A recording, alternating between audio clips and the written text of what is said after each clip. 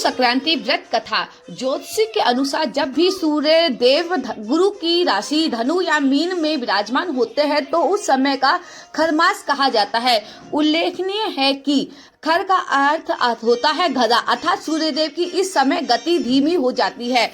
आइए पढ़े हम कथा। संस्कृत में गधे को खर कहा जाता है। पौराणिक ग्रंथों में वर्णित खर मास की कथा के अनुसार भगवान सूर्यदेव 7 घोड़ों के रथ पर सवार होकर लगातार ब्रह्मांड की परिक्रमा करते रहते हैं।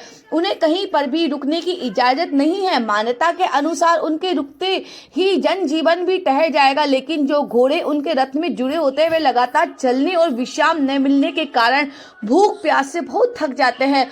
उसकी यह दयनीय दशा को देखकर सूर्यदेव का मन भी द्रवित हो जाता है। वे उन्हें एक तालाब के किनारे ले गए, लेकिन उन्हें तभी ये ध्यान आया कि अगर रथ रुका तो अनर्थ हो जाएगा। लेकिन घोड़ों का सौभाग्य कहिए कि तालाब के किनारे 2 खर मौजूद थे। भगवान सूर्यदेव घोड़ों को पानी पीने और विश्राम देने के लिए छोड़ देते हैं और खर अर्थात गधों को अपने रथ में जोत देते हैं। अब घोड़ा घोड़ा होता है और गधा गधा।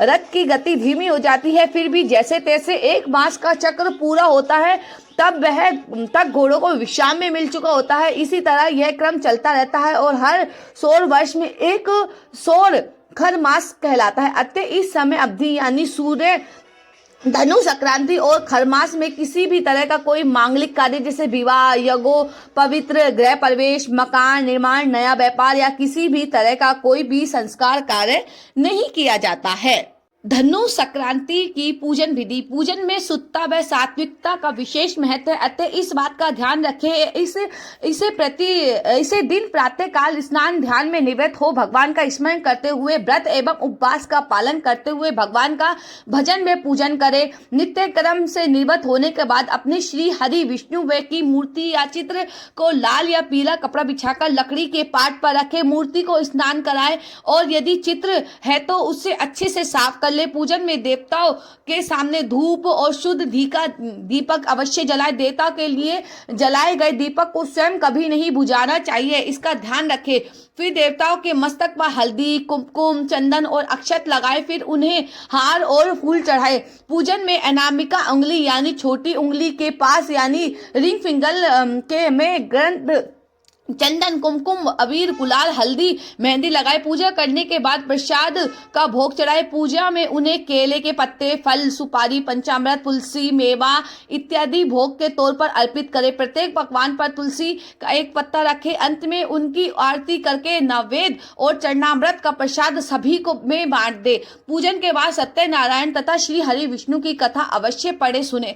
तत्पश्चात माता लक्ष्मी, भगवान शिव जी और ब्रह्मा जी की आरती करें। इस दिन भगवान विष्णु का स्मरण करके 12 मंत्र ओम नमो भगवते वासुदेवाय नमः का जाप जरूर करें। इस दिन भगवान सूर्यदेव के पूजन का भी विशेष महत्व है। सूर्य नारायण का पूजन करना ना भूले। ध्यान रखें कि नमक, मिर्च और तेल का प्रयोग भगवान को नैवेद्य में किया जाता है। धनु संक्रांति का महत्व। 1 वर्ष में 12 संक्रांतियां होती है। इस संक्रांति में हेमंत ऋतु शुरू हो जाती है। यह कहा जाता है कि धनु राशि में सूर्य के आ जाने से मौसम में परिवर्तन हो जाता है और देश के कुछ हिस्सों में बारिश होने के कारण ठंड बढ़ सकती है। सूर्य का बृहस्पति की राशि में प्रवेश को ठीक नहीं माना जाता है।